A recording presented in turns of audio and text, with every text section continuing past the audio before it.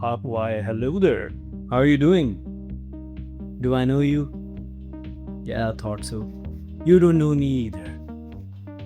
But can you even know anyone? Well, the answer is a bit more complicated than you think. No one really knows you, not completely. Not your friends, not your parents, not the person who says they can meet you better than anyone else. They know patterns, sure, they know habits, they know the version of you that has appeared often enough for them to feel you confident. They know what makes you laugh, what makes you angry, what makes you go quiet.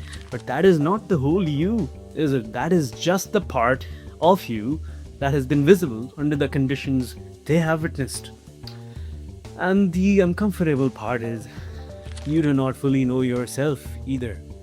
If you think this way, you know your memories, you know your opinions, you know the version of yourself that has existed up until today.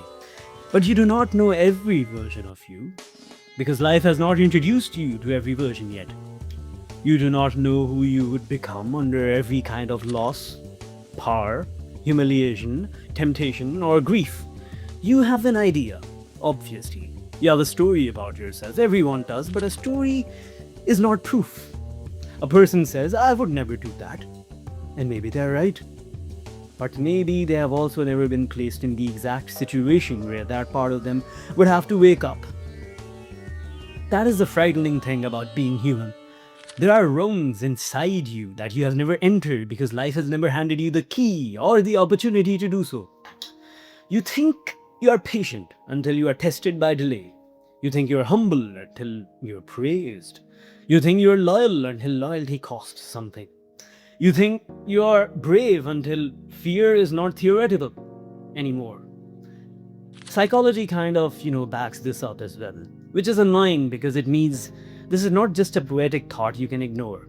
Human beings are not as transparent to themselves as they think.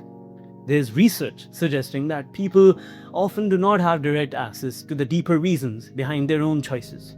A lot of the time, we act, react, choose, and then afterward, the mind walks in like a lawyer and explains what happened. It builds a story, clean enough to live with. We say, I know why I did that. But sometimes what we really mean is, I found an explanation that makes me feel less confused. That is why self-knowledge is so strange. You're both the closest person to yourself and still not close enough. You hear your thoughts before anyone else does. You feel your private fears, your jealousy, your pride, your shame, your intentions, your memories. So of course, you know yourself better than anyone else. But even that knowledge is incomplete. Because you're not only what you can observe, you are also what you might become under pressure. Real people are more complicated than labels. We change shape depending on the room, the danger, the audience, the wound, the opportunity, the hunger, the silence. You might be gentle in one situation and cruel in another, confident with one person and small with another, wise when giving advice and stupid when it's your own life on fire. That does not mean you are fake. It means you are human. So when someone says, I know you, what they usually mean is I know the version of you that I have repeatedly experienced and seen. And that matters. But repeated experience is not, complete knowledge. Your mother may know your childhood and still not know the thoughts you started hiding at 17. Your friend may know your humor and still not know the fear behind it. Someone may know your face, your voice, and still have no idea what happens inside you when the room gets quiet. You do the same thing to other people. You turn people into summaries because it is easier. He is confident, she is emotional, he is lazy, she is selfish, he is strong, she is weak. We reduce entire souls into labels because the full truth would take too long to hold.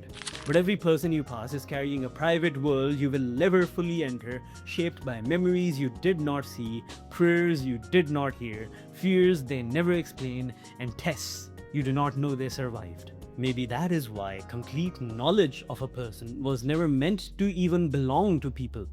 Maybe it belongs only to God Almighty, because we see movements, we see reactions, we see fragments.